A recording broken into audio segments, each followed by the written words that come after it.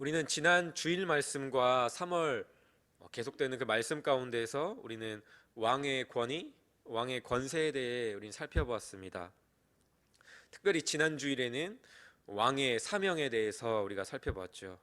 부활하신 제자, 부활하신 예수님께서 제자들에게 나타나셔서 예수님께서 제자들에게 주셨던 사명은 바로 제자 삼으라였습니다. 지난 주일 설교 때 우리가 살펴본 말씀이 왕이 돌아오기 전까지 그 나라 백성들에게 주는 사명이었다고 한다면, 오늘 우리가 살펴본 이 말씀은 주인이 집에 돌아오기 전까지 그 집의 종들, 청지기들에게 주는 주인의 사명이라고 할 수 있습니다. 오늘 이 본문의 내용을 크게 두 가지로 요약할 수가 있습니다. 첫 번째, 깨어서 준비하라는 그 말씀입니다. 35절을 보면 허리에 띠를 띠는 그 모습들이 나타납니다. 허리에 띠를 띠는 행위는 일을 하거나 어떤 여행을 떠나기 전에 그 일과 여행을 위한 준비하는 그 모습이었습니다. 그리고 등불을 켜는 것은 어두운 밤에도 깨어 있다는 것을 의미했습니다. 그리고 이어지는 36절을 보면 주인이 혼인집에서 돌아왔을 때 문을 열어주려고 기다리는 사람같이 되라고 말씀을 하고 있죠. 이 말씀을 종합해서 볼 때에 예수님께서는 그들의 종들에게 깨어서 준비하라라고 말씀하고 있다는 것을 우리는 알 수 있습니다. 특별히 항상 깨어 있으라, 어느 때이든지 깨어 있으라라고 분명하게 말씀하고 있는데요. 그 이유는 분명합니다. 40절 말씀입니다. 40절의 말씀처럼 그 이유는 주인이 언제 돌아올지 모르기 때문입니다. 그렇기 때문에 종들은 항상 깨어서 준비해야 한다 말씀하고 있는 것이죠. 두 번째로 42절 말씀은 이 종들이 깨어서 준비하는 삶이라는 것이 과연 도대체 어떤 삶인가라는 것을 구체적으로 보여줍니다. 42절 말씀입니다. 그 집 종들을 맡아 때를 따라 양식을 나누어 줄 것을 이야기하고 있습니다. 이 말씀을 특별히 말씀을 맡은 목회자들, 교역자들에게 적용할 수도 있지만, 넓은 의미에서 서로에게 말씀을 통해서 권면하고 격려를 하는 할 수 있도록 모든 우리 믿는 신자들에게 주시는 말씀으로 이해하는 것이 더욱 자연스럽습니다. 이 말씀은 영적인 양식을 공급하는 일을 포함하여 일상의 필요를 공급하는 일까지도 모두 해당됩니다. 여러분, 양식을 나누어 주는 일, 그리고 그 나누어 준 양식을 먹는 일은 어떤 일입니까? 우리에게 특별한 일입니까? 아니죠. 우리가 뭐 삼시세끼 아니면 두 끼를 먹듯이 지극히 일상적인 일, 자연스러운 일입니다. 이 말씀을 통해 예수님의 다시 오심을 기다리는 우리의 삶은 우리의 모든 일상을 내어 던지는 삶이 아니라 지극히 자연스러운 우리의 일상 속에서 주인을 위해 충성되게 살아가는 것이라는 것을 우리가 알 수 있습니다. 오늘 말씀을 다시 한번 정리하자면 이렇습니다. 집 주인이 떠나면서 돌아오기 전까지 일상 속에서 다른 종들을 돌보고 그들에게 나누어 줄 것을 명령합니다. 그 일상을 충실하게 살아가면서 주인이 다시 오기를 기다리는 것이 바로 오늘 말씀 가운데 이야기하고 있는 깨어서 준비하는 삶이고요. 또 다르게 표현한다면 신자들이 살아가야 할 종말론적인 삶이라고 말할 수 있습니다. 사랑하는 성도 여러분, 오늘 이 말씀은 오늘날을 살아가는 그리스도의 제자인 우리에게도 동일하게 주시는 말씀인 줄 믿습니다. 우리의 일상을 주인 대신 그리스도를 위해 살아가면서 주인이 다시 오시기를 기다리는 삶을 사는 것이죠. 이 삶이 쉬울까요? 어려울까요? 차라리 1년에 한 번 있는 일이라면 어렵지만 그래도 쉽다고 생각할 수 있을 것 같습니다. 그런데 도리어 우리의 일상이기 때문에 그 일상 가운데 이 일을 계속해서 해내는 일이 도리어 참 어려운 것 같습니다.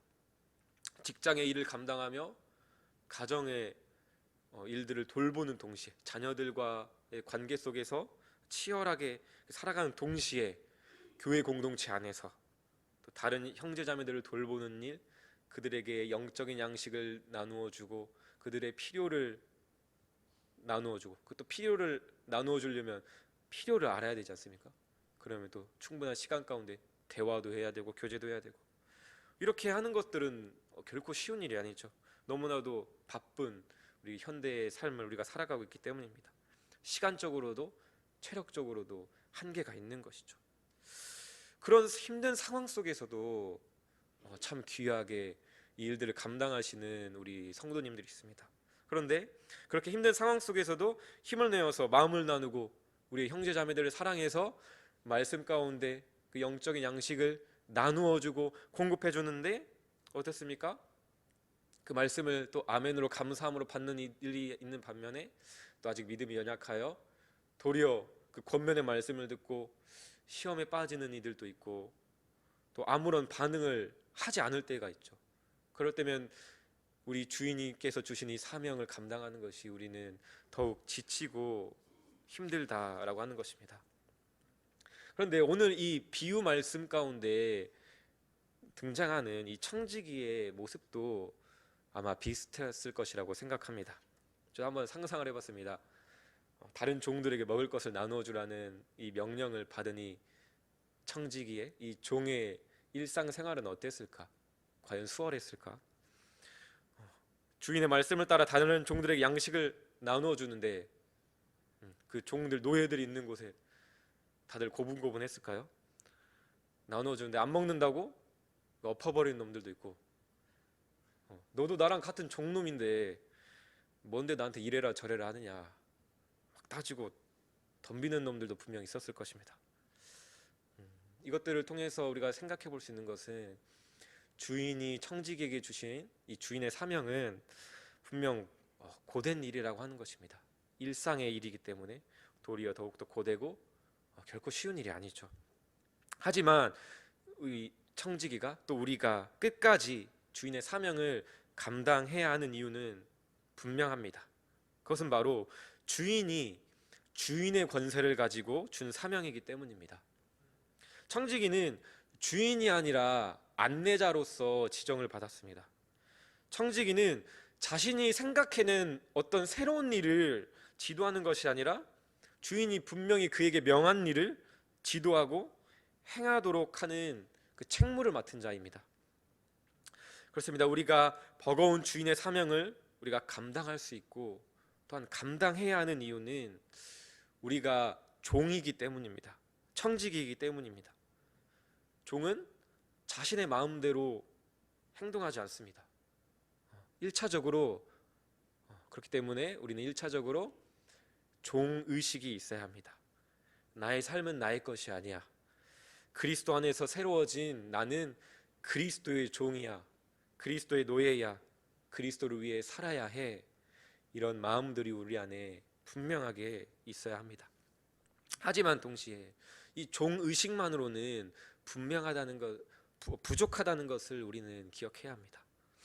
우리가 정말 이 주인의 사명을 종이지만 정말 종처럼 일이기 때문에 억지로 감당하는 것이 아니라 이 주인의 사명을 정말 자원함으로 기쁨으로 감당하기 위해서는 우리는 주인의 사명을 감당한 우리의 목적과 동기가 무엇인가 스스로 물어보아야 되고 생각해 보아야 합니다. 오늘 이 두 비유에서 등장하는 이 주인의 사명을 잘 감당하는 종들이 있었죠. 여러분들께 한번 질문을 해보고 싶습니다. 오늘 두 비유에서 등장하는 주인의 사명을 잘 감당한 이 종들은 그들이 깨어서 준비했기 때문에 그들이 신실한 종이 되었을까요? 아니면 그들의 주인이 신실한 주인인 줄로 그들이 믿었기 때문에 그 결과로 깨어 있었을까요? 우리는 이 인과관계를 잘 생각해 봐야 합니다. 다시 한번 말씀드리겠습니다. 오늘 이 두 비유에서 등장하는 주인의 사명을 잘 감당해낸 이 종들, 그들이 신실해서 그들이 깨어서 준비했기 때문에 그들이 신실한 종이 된 것일까요? 아니면 그들이 생각하기에 그들의 주인이 신실한 주인인 줄 그들이 믿었기 때문에 그 결과로 깨어 있었을까요? 라는 것이죠. 전자입니까 후자입니까? 저는 이 말씀 가운데 후자라고 생각합니다. 이토록 청지기의 신실함은 그가 지닌 능력이 아니라 그가 주인을 어떻게 생각했고 어떤 자세로 주인을 섬겼는가라는 것을 근거해서 드러납니다. 36절에서 예수님께서 말씀하시는 주인을 기다리는 종의 모습을 보면 매우 흥미롭습니다. 주인이 돌아와 문을 두드리면 곧 열어주려고 기다리는 사람과 같이 되라고 말씀하고 계시죠. 이 기다리고 문을 여는 그 모습 속에서 주인에 대한 그 종의 마음을 짐작해 볼 수가 있습니다. 마치 이런 모습이죠. 퇴근하고 이제 집 문 앞에 돌아와서 이제 들어가려고 비밀번호를 누르고 있는데 그 소리를 안에서 듣고 기다렸다는 듯이 우리 아이들이 막 뛰어서 퇴근한 날을 맞이해주는 그 모습인 것이죠. 그리고 그 문을 다 채 열기도 전에 그 문틈 사이로 탁 나를 덮쳐서 내 품 안에 안기는 그런 자녀의 모습과 같습니다. 분명하게 이야기를 하고 있죠. 문을 두드리면 곧 열어주려고 기다리는 사람과 같이 되라. 그러니까 주인이 이렇게 한번 딱 두드리자마자 바로 그 문을 열고 오셨어요 하는 거죠. 정말 억지로 이 사명을 감당한 종이 이렇게 반응할 수가 있을까요? 정말 신실하게 감당하고 그 주인을 사랑하는 마음이 있기 때문에 고대하는 마음 가운데 두드리자마자 그 문을 열고 주인을 맞이하는 것이죠. 저도 곧 시아가 이렇게 할 날을 고대를 하고 있습니다. 그리고 여기 앉아 계신 분들은 대부분 그 시절이 지나신 분들이 많이 계신 것 같아요. 아니면 지금 마중을 나와도 이제는 어떤 목적성을 가지고 나오겠죠. 뭐 사왔어? 아이스크림 사왔어? 내가 사달라는 거 사왔어? 또 아니면 쭈뼛쭈뼛하다 용돈 좀 달라고 하거나. 예. 뭐 이제는 지나갔지만 과거의 그때를 생각하면 얼마나 행복합니까? 얼마나 기쁩니까? 이 행복은 부모만의 행복, 부모만의 기쁨도 아니고 자녀만의 행복도 아닙니다. 그 서로를 사랑하는 관계 안에서 함께 행복한 것이죠. 오늘 본문 말씀도 마찬가지입니다. 37절입니다. 주인이 와서 깨어있는 것을 보면 주인이 띠를 띠고 그 종들에게 자리를 앉히고 나와 수종을 들겠다라고 말씀하고 있습니다.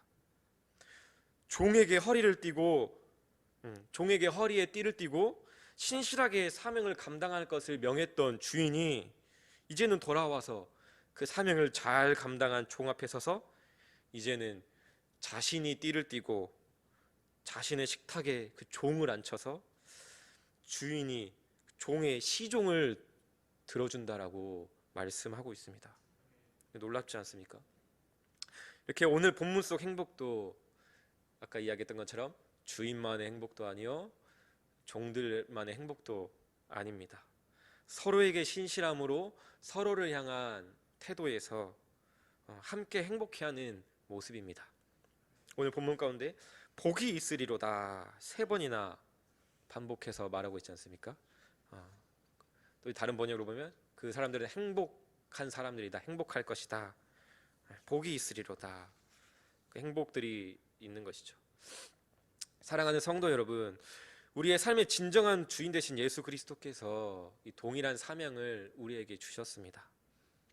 그 사명은 연례 행사가 아니라 지극히 일상적인 사명입니다. 서로 일상 가운데 서로 사랑하는 것이죠. 서로 영적인 필요를 공급하고 또한 서로의 필요를 공급하는 것입니다. 나아가 예수님을 알지 못하는 자들에게 그 사랑을 나누어 주는 것입니다. 우리가 이제 3월 31일 부활절 이웃과 함께하는 예배를 또 준비하고 있지만 또 한편으로는 우리가 그것이 부담되는 이유는 이 전도라고 하는 것, 이웃과 함께 예배를 드린다는 것이 뭔가 특별한 일, 어떤 행사같이 우리가 느끼기 때문에 더 그 부담이 큰 것도 있는 것입니다.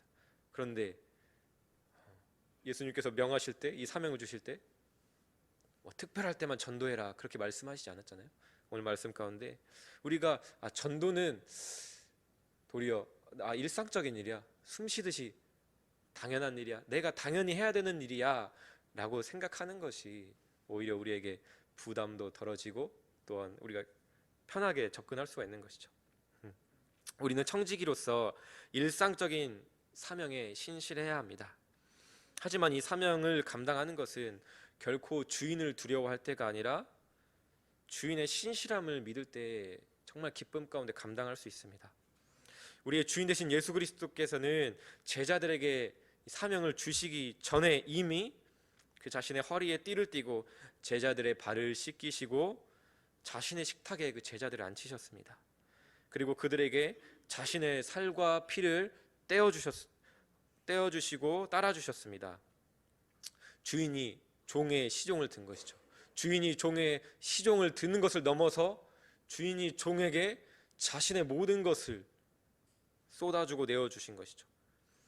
우리도 예수 그리스도를 믿는 믿음 안에서 이미 이 관계를 누리고 있다는 사실을 기억하시길 바랍니다.